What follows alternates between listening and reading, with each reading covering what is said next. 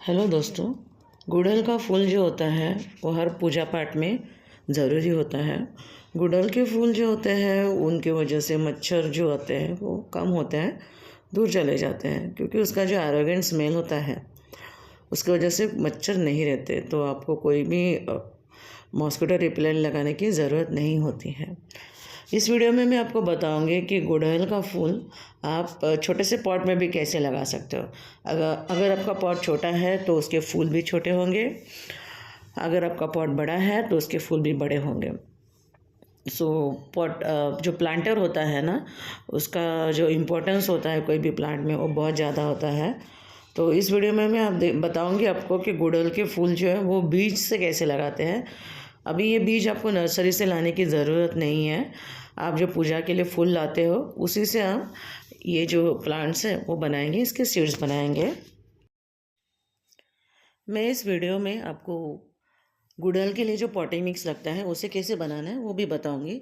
गुड़हल का प्लांट जो होता है उसकी जो पॉटिंग मिक्स जो होती है वो अलग टाइप की होती है, क्योंकि उसमें नॉर्मल मिट्टी नहीं जाती है। उसका जो प्रोपोर्शन होता है मिट्टी का वो बहुत डिफरेंट होता है। वो सारी चीज़ें मैं आपको बताऊंगी। प्लस ये प्लांट बहुत सेंसिटिव है तो इसको पानी डालने की एक अलग प्रथा है। अगर आप उस तरीके से नहीं डालते हो तो जो ऊपर की जो पत्तियाँ होती है ना गुड़हल की, लीव्स जो होती है वो एकदम ब्राउन कलर की होने लगती है। तो ये सारी चीज़ें मैं आपको बताऊंगी। प्लस इसके लिए कौन से टाइम में कौन सा खातर देना है वो भी मैं आपको बताऊंगी बहुत अच्छी तरीके से। तो अगर आप गुड़हल ग्रो करना चाहते हो, आप बालकनी में भी ग्रो कर सकते हो, ज़रूरी नहीं है कि आपके पास बहुत बड़ी स्पेस है। तो ये वीडियो अंत तक देखिए। तो चलिए शुरू करते हैं इस वीडियो को। गुड़हल का पौधा अगर आप देखोगे तो बहुत सारे वैरायटीज़ में मिलते हैं। और हाँ, मैं मैजिकल टिप्स भी बताऊंगी, एंड में बताऊंगी। गुड़हल के जो पौधे होते हैं वो डिफरेंट कलर्स में मिलते हैं, डिफरेंट वैरायटीज़ में मिलते हैं। आप देख सकते हो यहाँ पे बहुत खूबसूरत से वैरायटीज़ हैं। आप इसमें ग्राफ्टिंग भी कर सकते हो, बारिश में करना है या फिर विंटर में करना है, क्योंकि इनका स्टेम जो होता है बहुत नाजुक होता है। और आप भी अलग अलग टाइप के फ्लावर्स को ग्रो कर सकते हो, बहुत आसान है।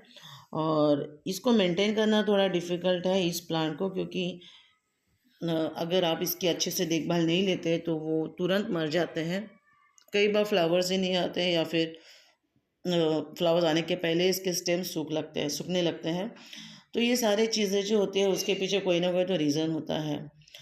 कोई भी प्लांट यूं ही नहीं मरता है या यूं ही नहीं सूखता है, आइदर उसका सीज़न हो जाता है या फिर आपसे कोई केयर बराबर हुई नहीं है। तो ये सारी चीज़ें आज हम इस वीडियो में देखेंगे कि गुड़हल का पौधा घर पे कैसे उगा सकते हो, और वो भी बिना सीड्स के। इसके सीड्स कहाँ से लाने हैं, आपको मार्केट से नहीं लाने हैं, घर में इसके सीड्स आप कैसे बना सकते हो, ये सारी जानकारी आज मैं आपको देने वाली हूँ। तो जो आप फूल लाते हो ना गुड़हल के, वो फूल आप लेके आना, और जो लाएंगे सूखे मतलब भगवान को चढ़ाने के बाद जो फूल आप निकाल के फेंकोगे उसे फेंकिए मत, उसे अच्छे धूप में सुखाना। धूप में सुखाने के बाद आप देखोगे, आप जो उसका फूल मरोड़ोगे तो आपको एक अलग से सीड्स दिखेंगी, खुद ही सीड। देखो यहाँ पे ये जो फूल है सूखा हुआ फूल है, ओके। अभी हमने इसे क्या किया है, ये ऑलरेडी सूखा हुआ है प्लांट पे ही, तो हमें अलग से सुखाने की ज़रूरत नहीं है, ठीक है। अभी इसमें से ये जो ऊपर है उसके पेटल्स हैं, ओके। बट नीचे अगर देखोगे तो सारे के सारे सीड्स हैं। अभी इन सीड्स को हम कैसे अलग करते हैं ये अच्छे से देख लेना, क्योंकि सीड्स ही बहुत इंपॉर्टेंट है। अगर आपका जो फ्लावर है उसके अंदर जो सीड्स है वो अच्छे क्वालिटी के हैं तो तुरंत जर्मिनेशन हो जाएगा। तो फ्लावर भी मैच्योर्ड होना चाहिए, मतलब बड़ा फुल मैच्योर हुआ रहना चाहिए, ताकि उसके अंदर के जो सीड्स हैं वो भी मैच्योर हो जाएंगे, ठीक है। तो उसके लिए आपको क्या करना है, बड़ा सा फ्लावर लेना है, छोटे फ्लावर्स नहीं लेने हैं क्योंकि वो अक्सर मैच्योर होते हैं। ये देखो हमारा सूखा हुआ फ्लावर है, ये पेड़ पे ही सूख गया है। अब ये जो नीचे देखो आप इसके देख सकते हो ये सारे सीड्स है। ये सीड्स है जो आपको जर्मिनेशन में हेल्प करने वाले आपके प्लांट को। तो मैजिकल टिप वन ये है कि आप जब फ्लावर सिलेक्ट करो सीड्स के लिए तो बड़ा वाला फ्लावर सिलेक्ट करो। जितना बड़ा होगा उतना उसके अंदर अच्छे क्वालिटी के सीड्स होंगे और वो सीड्स जर्मिनेट भी ज़्यादा होंगे, ओके। और यहाँ पे सेकेंड मैजिकल टिप ये जा रही है कि जब आप सीड्स डालोगे सॉइल में तो आप ये मत देखना कि कम डालूँ या कैसे डालूँ। जितने भी सीड्स हैं सारे के सारे आपको स्प्रे करने हैं। इससे क्या होगा, कंपटीशन नहीं होगा इनिशियली, ओके, कंपटीशन बाद में होगा। तो उसके पहले हम क्या करेंगे, सैपलिंग्स को शिफ्ट करेंगे। पर जर्मिनेशन जो है, गुड़हल के फ्लावर के जर्मिनेशन चांसेस बहुत कम होते हैं, क्योंकि इसको जो टेम्परेचर चाहिए वो टेम्परेचर मिलते मिलते बहुत उसको तकलीफ़ होती है, बहुत कम जर्मिनेट होते हैं। इसके लिए आपको मैक्सिमम सीड्स को जर्मिनेशन के लिए डालना पड़ेगा। भाई यहाँ पे आप प्लेट में देखो, हमने सीड सुखाए हुए हैं अलग अलग वैरायटी के लेके। अभी इनका सही तरीका देखना, इसे कैसे आपको सीड्स निकालने हैं।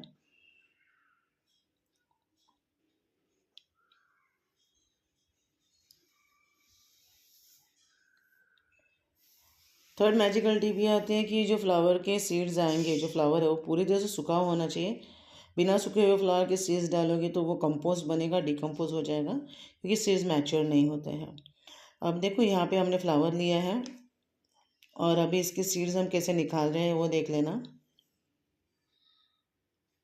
काफ़ी इजी है, बट फर्स्ट टाइम जो है वो तो आपको जर्मिनेशन के चांसेस कम होंगे, बट आप रेगुलरली प्रैक्टिस करते रहोगे बीज के साथ तो आपके जर्मिनेशन चांसेस ज़्यादा होंगे, क्योंकि आपको पता चलेगा किस टाइप का फ्लावर आपको सिलेक्ट करना है। ये देखो, ये जो देख रहे हैं ना आप, ये सीड्स होते हैं, इसके बीज होते हैं।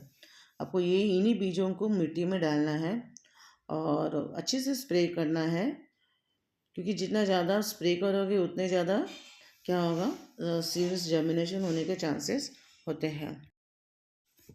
भाई यहाँ पे हमने क्या किया है, सीड्स के ऊपर के जो पत्ते हैं उसे निकाल दिया है, अलग किया है, ताकि हमें सिर्फ सीड्स मिले। आप देख सकते हो यहाँ पे क्या कर रहे हैं, सीड्स में से पत्तों को डायरेक्ट निकाल रहे हैं। ओके, अभी जो हाथ में बचे हैं वो सिर्फ सीड्स हैं। ये एक ईजी वे है जिससे आपका जर्मिनेशन रेट बढ़ने लगता है।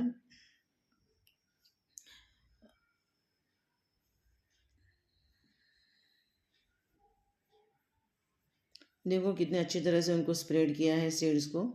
आपको भी इसी तरह से करना है, और जो पीछे का क्यूटिकल होता है वो आप फेंक सकते हो, क्योंकि हमारे काम का नहीं है।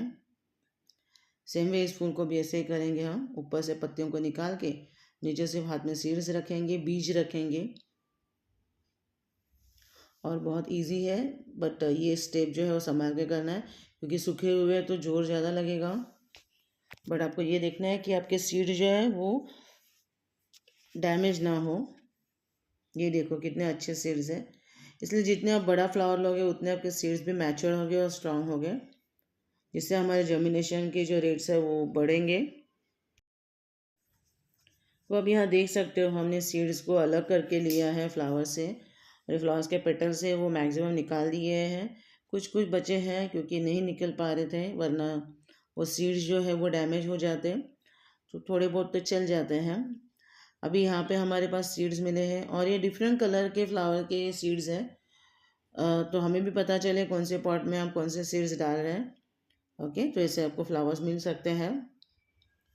किसी ने मुझे पूछा था कि सीड्स ग्रो करते ही हम उसे सैपलिंग्स लगा सकते हैं, तो नहीं होता ऐसे।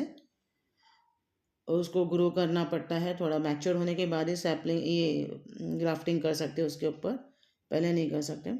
अभी यहाँ पे हमने क्या लिया है, छोटे सैपलिंग्स के लिए ग्लास लिए हैं, कोकोपीट डाल लेंगे उसके अंदर। और कोकोपीट जो है आपका वो स्टेराइल होना चाहिए। आजकल कोई भी कोकोपीट आप लेते हो और फिर फंगस की ग्रोथ होती है, तो नहीं, आपको स्टेराइल कोकोपीट लेना है, बहुत अच्छा क्वालिटी वाला, ताकि फंगस उसमें ज़्यादा ना हो। अगर आपको नहीं मिल रहा है कोकोपीट, आप हमसे पूछ सकते हो, हम आपको प्रोवाइड करेंगे बहुत अच्छे क्वालिटी का। यहाँ सीड्स देख सकते हो आप अच्छे से आ गए हैं। अब इन सीड्स को हम क्या करेंगे, अपने पॉट्स में डालेंगे अभी धीरे धीरे। आप आइधर ये छोटे ग्लास लेके सैपलिंग्स क्रिएट कर सकते हो, या फिर बड़े पॉट में डायरेक्टली भी डाल सकते हो। कोई टेंशन नहीं, दोनों वेज वर्क होते हैं। और अगर आप बड़े पॉट में डाल रहे हो तो आपको क्या करना है, फुल सनलाइट में रखना है, कुछ नहीं होता उसे। ओके, और अभी ये सैपलिंग्स बना रहे हैं, तो ये जो छोटे हमने मग्स लिए, छोटे से ग्लास लिए प्लास्टिक के, उसमें होल्स बना रहे हैं। होल्स इसलिए बना रहे हैं, अगर मिट्टी का होता और होल्स नहीं होता तो चलता, बट कोकोपीट लिए तो कोकोपीट में अगर थोड़ा सा भी पानी ज़्यादा हो गया तो पूरा का पूरा फंगस ग्रोथ हो जाएगा। इसलिए हम हमेशा सेफ लेते हैं कि ड्रेनेज होल हो तो एक्सेस पानी है तो निकल जाए। अभी आपको इसमें कोकोपीट भरना है, कोकोपीट थोड़ा टाइट ही भर दीजिए, उसके ऊपर फिर हम क्या करेंगे, जितने भी ग्लास हैं यहाँ पे हम मैक्सिमम ले रहे हैं ताकि जर्मिनेशन हमें अच्छे से मिले। एक आध दूसरा फेल हो गया तो तीसरा चौथा तो हमें हेल्प हो, जर्मिनेशन मिले, इसलिए हम ज़्यादा ले रहे हैं। मैंने आपको बोला आप पॉट में डायरेक्ट लेना चाहो तो आप पॉट में डायरेक्ट डाल सकते हो, वो इजी वे भी होता है। और कोकोपीट में क्या थोड़ी ये होता है कि डर रहता है कि वो स्पॉइल ना हो जाए। ओके। अभी यहाँ पे हम क्या कर रहे हैं, लेबल कर रहे हैं कि ये रेड है, ये ऑरेंज है।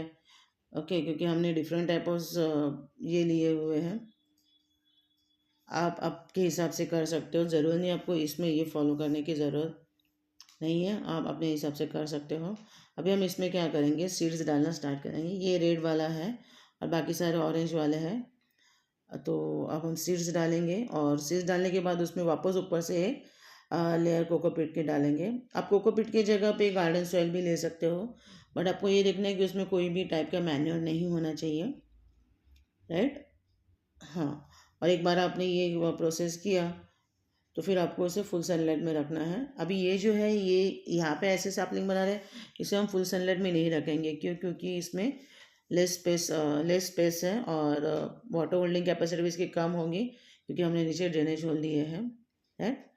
आपको हमेशा देखना है सीड्स को अच्छे से कवर करें, पूरी तरह से दबाना नहीं है पर थोड़ा बहुत दबाना है, क्योंकि वो नीचे चला जाएगा।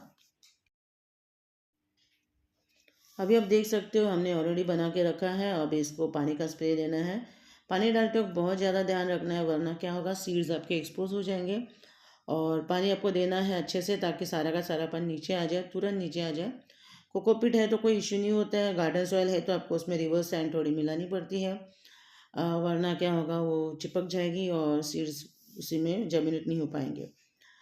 तो ये हो गया हमारा, हमने इसमें पानी सब डाला है। अब इसे सन में रखेंगे, इनडायरेक्ट सनलाइट में रखेंगे और विद इन अ वीक आपको जर्मिनेशन मतलब स्प्राउट्स आते हुए दिख जाते हैं, ऊपर लीव्स आते हुए दिख जाते हैं। बहुत इजीली हो जाता है ये, आप भी करना और मुझे बताना कि कितना आसान है। और ये सब करते हुए टाइम आपको अगर कोई दिक्कत आती है या फ्लावर सिलेक्शन सीड्स के लिए आपको अगर कोई दिक्कत आती है तो आप मुझे डायरेक्टली पूछ सकते हो। मैं खुश होंगी आपको आंसर देने के लिए। ये हमने क्या किया है, ठंडी का मौसम है तो हमने इसको इन गर्मी देने के लिए इसे टाई करके रखा है। आप चाहो तो रखो, नहीं रखा तो भी चलेगा। बस इससे क्या होता है, एक जो उसको टेम्परेचर चाहिए वो टेम्परेचर मिलता है और उसका जर्मिनेशन रेट फास्ट हो जाता है, इतना ही होता है। आप फुल सनलाइट में भी रख सकते हो। ओके, अगर आप बिगनर हो तो आप ऐसे मत कीजिए, क्योंकि क्या होगा, हमने कोकोपीट यूज़ किया है तो अंदर मॉइस्चर ज़्यादा होने की वजह से शायद फंगस आ सकता है, राइट। तो आप ओपन में भी रख सकते हो अच्छे से। आशा करती हूँ वीडियो आपको अच्छा लगा होगा। अच्छा लगा तो लाइक कीजिए, शेयर कीजिए और खूब सारी सब्जियाँ उगाइए। Thank you for watching.